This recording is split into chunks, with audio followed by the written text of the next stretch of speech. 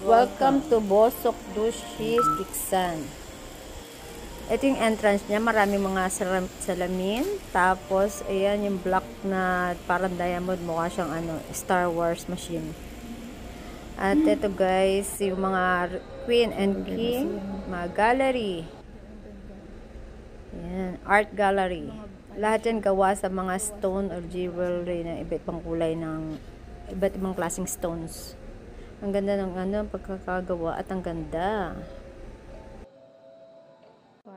Dito naman sa part na ito, para siyang kuweba. Ayan. Ito ay Jewelry Museum. Kaya ayan, makikita natin yung mga crystals naman. Ang ganda, di ba?